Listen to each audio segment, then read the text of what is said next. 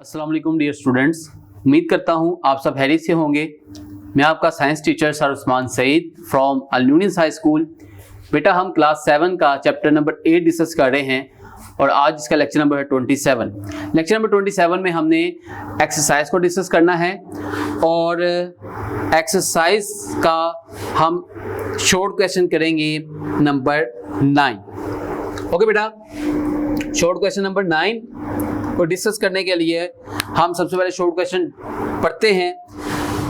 Right the names of the sources of the light which are not hot.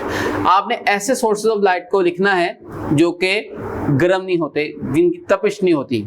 तो बेटा आप इसमें उसने ये भी कहा कि आपने मैन मेड लिखने हैं या नेचुरल लिखने हैं, तो आप इसमें लिख सकते हैं नंबर 1 पे ट्यूबलाइट है, ट्यूबलाइट की रोशनी है। इसके अलावा नंबर 2 लिख सकते हैं फायरफ्लाई है, फायरफ्लाई की रोशनी है।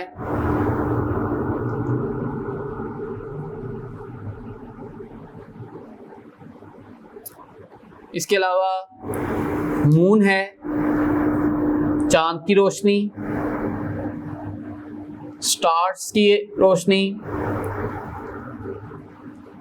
एलईडी जो बल्ब्स हैं,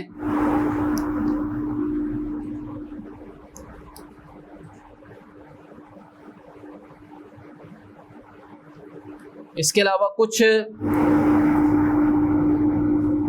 एनर्जी सेवर ऐसे हैं,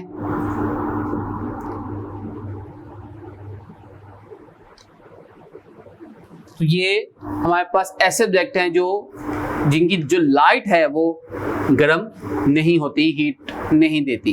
ओके, नेक्स्ट देखें, क्वेश्चन नंबर 10 है which of the following are luminous object like camera, firefly, mirror, bumper of the car, filament of the bulb, diamond etc। कहता है आपने ये देखना है कि इनमें से कौन से लुमिनस ऑब्जेक्ट्स हैं।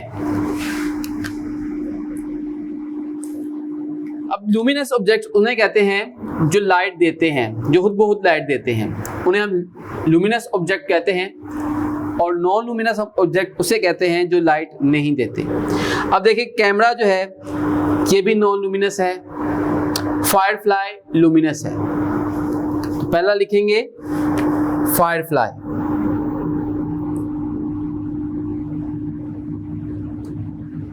ठीक है।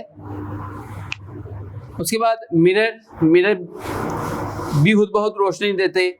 बम्पर ऑफ द कार भी खुद बहुत रोशनी नहीं देते। फिलामेंट बल्ब भी खुद बहुत रोशनी नहीं देते। और डायमंड, डायमंड खुद बहुत रोशनी देता है, खुद बहुत चमकता है।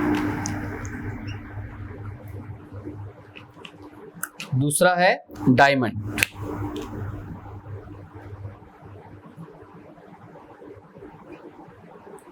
ठीक हो गया, 2 ये आपने आंसर में लिख देना है। उसके बाद क्वेश्चन नंबर 11 देखें बेटा, distinguish the difference between real and virtual image.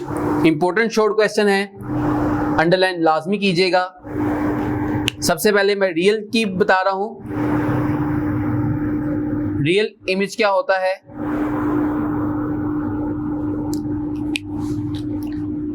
The image which is obtained on screen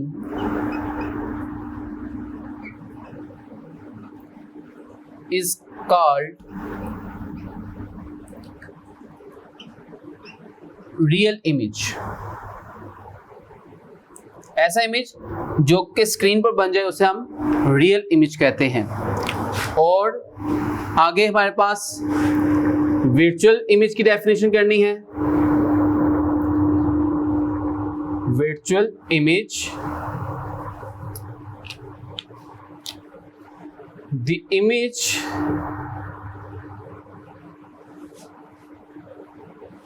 which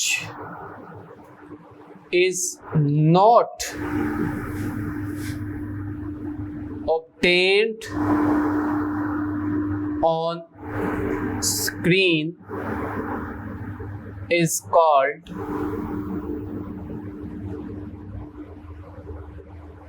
virtual image। हाँ जी, ठीक हो गया। ओके, नेक्स्ट देखें, number 12, show by a figure where the image of an object is formed when the object is positioned at the center of curvature। अच्छा, मैंने इसका जो answer है वो पेज नंबर 83 पर गिवन है। पॉइंट नंबर 4 है object position at centre of curvature. Point number 3 है, सॉरी, पॉइंट नंबर 3 है object position at centre of curvature. तो ये आपने डायग्राम बनानी है और जो मैंने इसके डायग्राम के नीचे रिजल्ट्स लिखवाए थे वो आपने रिजल्ट्स लिखने हैं। तो मैं इसका आंसर लिख रहा हूं। क्वेश्चन नंबर 12 है, पेज नंबर 83 पर पॉइंट है 3। ठीक हो गया। तो जो ये पेज है 83 पर पॉइंट नंबर 3 है, इसको आपने फॉलो करना है। ओके, नेक्स्ट देखें बेटा, number 13, how image of an object form when object is placed in front of convex mirror. कहता है कि अगर एक ऑब्जेक्ट को कन्वेक्स मिरर के सामने रख दिया जाए तो इमेज कैसा बनेगा। क्वेश्चन नंबर 13, तो इसका जो आंसर है वो हमारे पास पेज नंबर 84 पे गिवन है, image formation by convex mirror. ठीक है, तो the image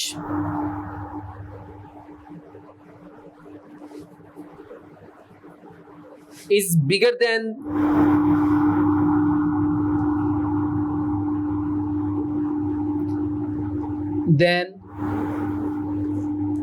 object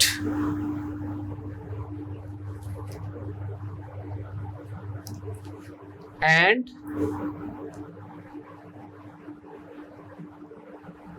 its nature is virtual।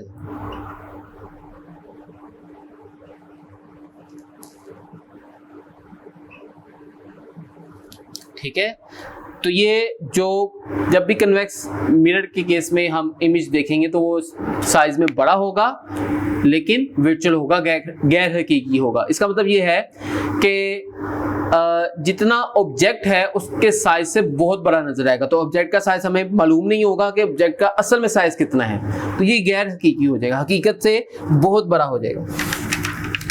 Okay बेटा, लास्ट पे हमारे पास question number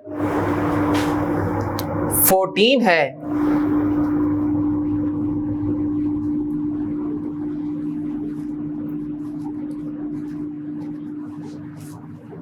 question number 14, convex mirror and concave mirror के दरमियान के इस्तेमालात बताने हैं आपने। तो इसके लिए आपको बेहतर ऑप्शन यही है कि आप लाइन लगा के इसको लिख लें।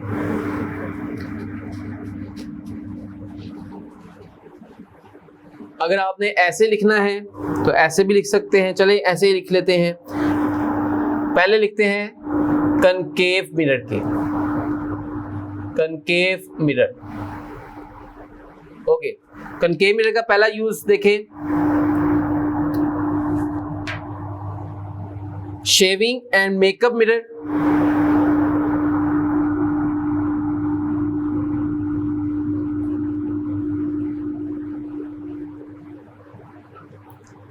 Makeup mirrors. दूसरा dental mirror,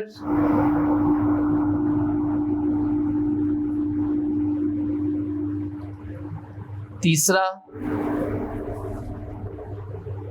car headlights mirror,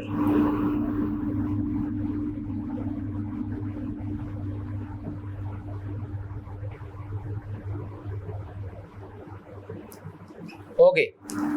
उसके बाद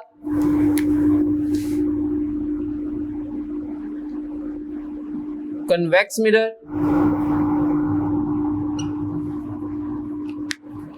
कन्वेक्स मिरर का इस्तेमाल देखें। नंबर 1 रियर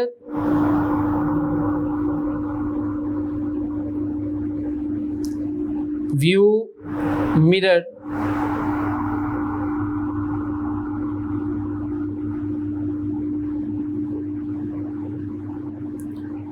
of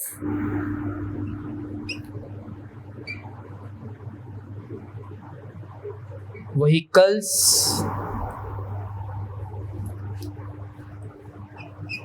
और नंबर 2 show security mirror और नंबर 3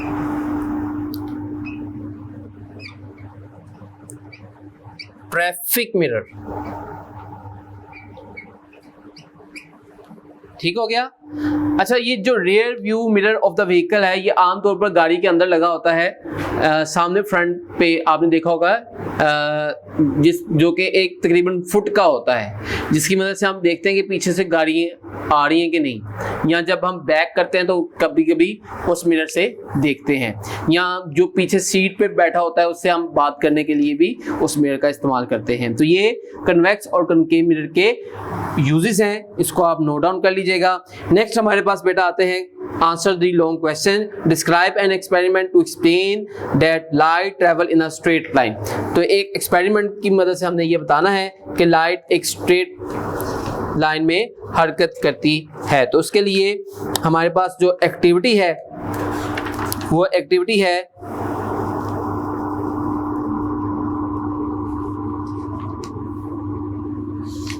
पेज नंबर 71 पे। एक्टिविटी नंबर 1 भी है, एक्टिविटी नंबर 2 भी है। दोनों में से कोई एक एक्टिविटी आपने कर लेनी है। उसके बाद हमारे पास सेकंड लॉन्ग क्वेश्चन है, write name of two transparent, two translucent and two opaque objects. तो ये बेटा आपकी बुक का पेज नंबर है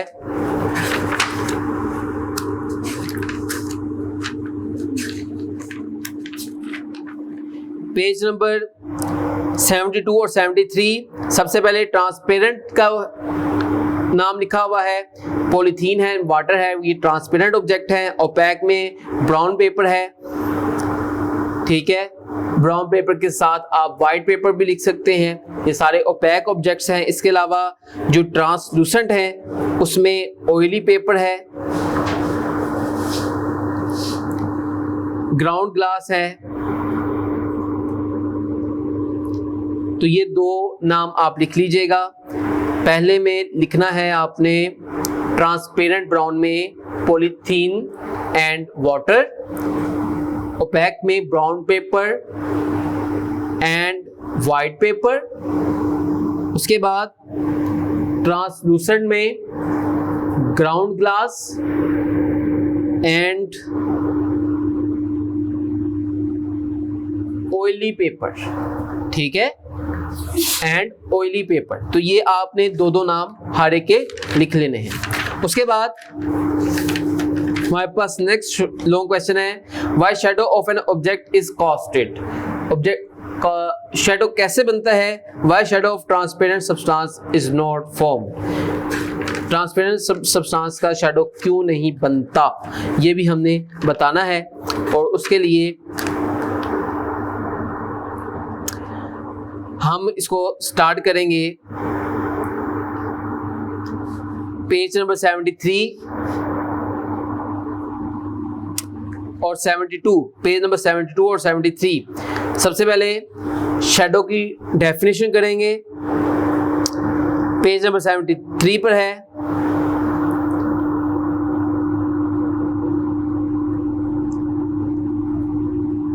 page number 73 third paragraph ground glass का लाइन नंबर 7 है। Object an area of darkness is observed whose shape resemble to the object.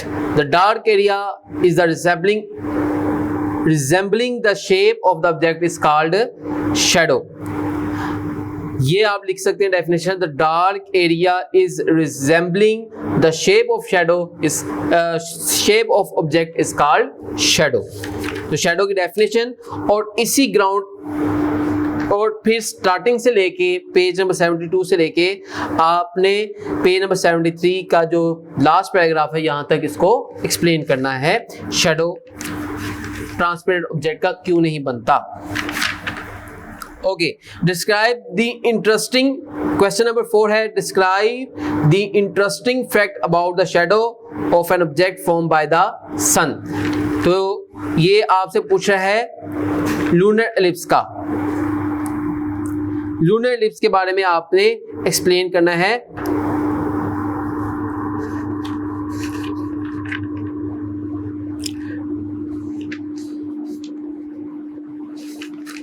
Clear है बेटा बात? लूनर एलिप्स को एक्सप्लेन करना है आपने। Okay, next, the length of shadow of 1 metre, ये न्यूमेरिकल है, इसको आप क्लास में जब आएंगे तब कर लीजिएगा। पेज क्वेश्चन नंबर 6 है, explain the regular and irregular reflection. Regular और इरेगुलर रिफ्लेक्शन पेज नंबर 77 पे गिवन है, सिर्फ इसको छोटा सा एक्सप्लेन करना है और आपने डायग्राम बनानी है। पेज नंबर 77 और 78 पर क्वेश्चन नंबर 6 का आंसर है, explain regular and irregular reflection. Number 7, how many reflected rays can be there for an incident ray of light is falling on an plane mirror। तो plane mirror का जो topic है उससे आपने explain करना है, पेज नंबर 80 पे given है, प्लेन मिरर का टॉपिक उसे एक्सप्लेन करना है। नंबर 8 देखें, what is meant by light from earth. Light from earth से क्या मुराद है? इसका मतलब ये है कि आपसे ये पूछ रहा है कि आपने जो लूनर एलिप्स है उसको एक्सप्लेन करना है। डिफरेंट मेथड है, डिफरेंट स्टाइल है एक चीज को एक्सप्लेन करने का। लाइट फ्रॉम अर्थ जब आती है तो इसको हम कहते हैं अम्ब्रा, ठीक है। जब भी सूरज के रास्ते में एक ऑब्जेक्ट आ जाता है जैसे अर्थ है तो उसे हम कहते हैं अम्ब्रा। तो अम्ब्रा की डेफिनेशन कर लें या आप पेन एम्ब्रा की डेफिनेशन दोनों इकट्ठी साथ दें इसके। Number 9, show by the figure the occurrence of solar ellipse. Solar ellipse के लिए आपने डायग्राम बनानी है बेटा, पेज नंबर 76 पर गिवन है डायग्राम। या अगर आप बेहतरीन डायग्राम बनाना चाहते हैं तो आप जहां पे पेज नंबर 75 पर जहां पर अर्थ है वहां पर मून बना ले और जहां पे मून है वहां पे अर्थ बना ले, तो आपके लिए ये डायग्राम बन जाएगी सोलर एलिप्स की। Number 10, how does a periscope work, explain in detail. Periscope कैसे काम करती है आपने इसकी डिटेल बतानी है। पेज नंबर 72 पर ये एक्टिविटी गिवन है, एक्टिविटी नंबर 3। बेटा ये जो चैप्टर है ये हमारा कंप्लीट हो चुका है। उम्मीद करता हूँ कि आपको आज का लेक्चर समझ आया होगा। लॉन्ग क्वेश्चन को सेपरेट डिस्कस करना है, शॉर्ट क्वेश्चन को सेपरेट। डिटेल में शॉर्ट क्वेश्चन आपको बताए हैं बेटा, इंपॉर्टेंट शॉर्ट क्वेश्चन है। उम्मीद करता हूँ कि आपको आज का लेक्चर समझ आया होगा। अपने फीडबैक से जरूर आगाह कीजिएगा। Thank you.